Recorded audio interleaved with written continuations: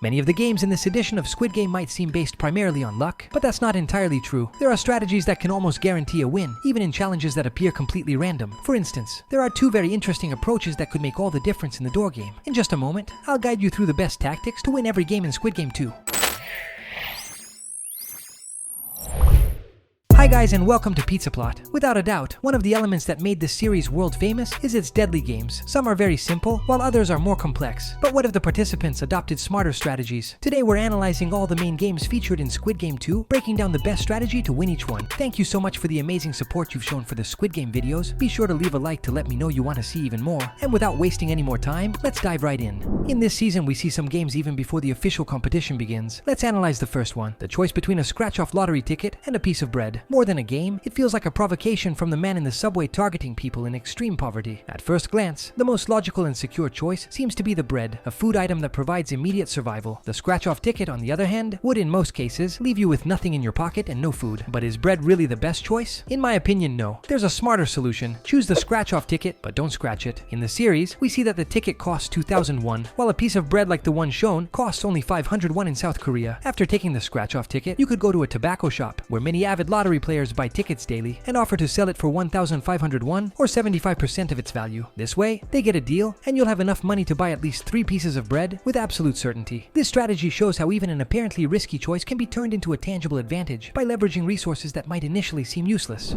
Let's move on to the second game, rock, paper, scissors, with the extreme twist of Russian roulette as the penalty for the loser. It's clear that once you get to the point where the trigger is pulled, no strategy can help you. Luck is your only hope. For this reason, our objective must be crystal clear from the start. Win every match and completely avoid the penalty. If it were the basic version of the game, there are a few strategies that could help. For example, statistically, rock is the most common move, so playing paper can be a winning choice. Additionally, players who win tend to repeat their move, while those who lose are more likely to switch. These tendencies can be exploited to your advantage. Even after a tie, predictable patterns emerge. Many players will change their move, a useful detail when trying to anticipate their decisions. However, in this version, the rules are different. You play with 2 hands simultaneously, and then must choose one to keep for the final showdown. This adds new dynamics and requires a sharper strategy. The first rule is simple but crucial. Never play identical moves with both hands. One of the characters in the series makes this fatal mistake, ending up in an inevitable loss. By playing 2 different moves, you ensure at least one chance to win or tie, eliminating the risk of a definitive loss. The second rule is just as important. Observe your opponent's moves carefully when it's time to withdraw a hand. At that point, you already know the combinations in play and can quickly analyze which hand leads to victory. The trick is to wait a fraction of a second longer than your opponent, allowing you to react with precision and leave only the winning move in play. With these strategies, even a game that seems purely based on luck can become a controllable challenge, minimizing the risk of suffering the deadly penalty.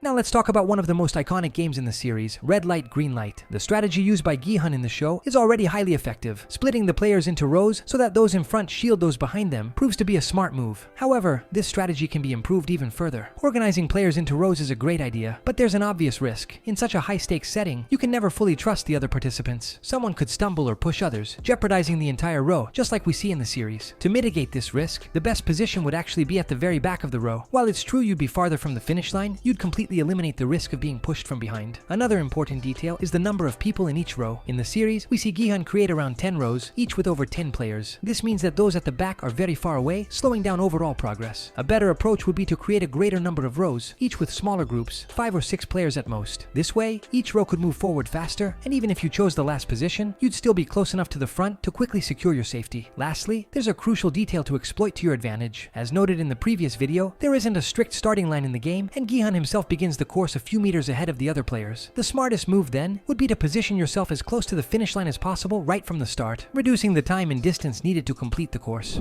Now we come to the Pentathlon, a series of mini-games that test various skills of the participants. Here, more than ever, the outcome depends on the individual abilities of the players. Let's start with the strategy for forming the team. Squid Game has taught us that physical strength alone isn't enough. In fact, relying solely on teams of men can be a critical mistake. The key is to create a balanced group, combining players with different strengths, both physical and mental. Younger players can provide agility, while older ones bring valuable experience. This mix is essential for building an unbeatable team. Once the team is formed, coordination is crucial. Being tied together, the best way to move across the field is already hinted at by the protagonists in the series. To move forward, everyone must take long synchronized steps, called out in unison. When moving backward, the same strategy applies, but walking in reverse prevents wasting precious time turning around. Dakji, the first minigame, seems simple but is deceptively tricky. The most effective strategy is to aim precisely at the center of the tile on the ground, using the edge of your tile to strike it. target. This concentrates all the force on a single point, greatly increasing the chances of flipping it. Since players have 5 minutes to win and only need one successful flip, the best approach is to prioritize quantity over perfection. In 5 seconds, you can manage 2 or 3 quick throws, significantly improving your odds of success. The stone throwing game, on the other hand, is a challenge that rewards precision. If the rules allow, the smartest choice is to slide the stone along the ground. This technique provides maximum control, making it much easier to hit the target. However, if the rules require a throw, it's critical to keep the trajectory as low as possible. A low throw not only increases the chances of hitting the target directly, but also offers additional opportunities to strike it from the side or above, maximizing every angle. For the spinning top and gongi games, success depends entirely on manual dexterity. There are no particular strategies except to assign these mini-games to the most skilled and precise players on the team, as they are the most complex challenges in the entire pentathlon. The final game, Jeggy, involves juggling a type of pom-pom 5 times. While skill is key here, there's a useful trick. Kick the pom-pom upward with enough force. This gives you an extra fraction of a second while the object is in the air, allowing the player to better position themselves for the next kick.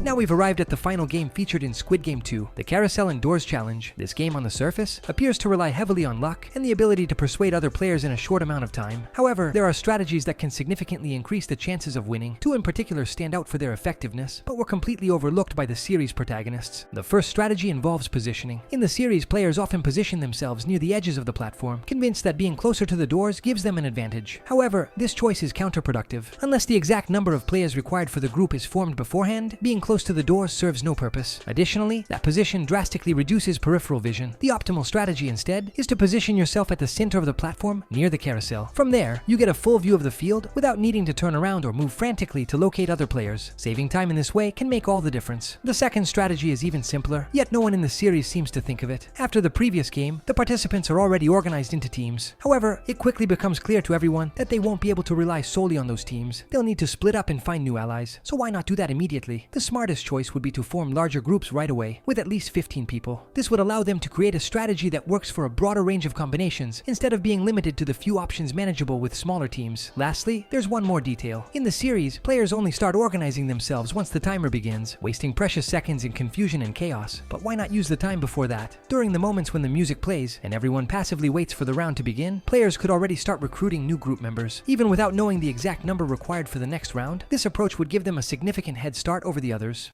Alright folks, we've reached the end of today's video. We've analyzed each game, trying to figure out the best strategies to win. Of course, let me know in the comments if you've come up with any more effective methods to secure victory. I really hope you enjoyed the video. If you did, don't forget to leave a like below, as it really helps support the channel. I'm already working on more videos about Squid Game 2, so make sure to subscribe if you haven't yet, and hit the notification bell so you don't miss them. As always, thank you so much for watching, and bye guys, see you in the next video.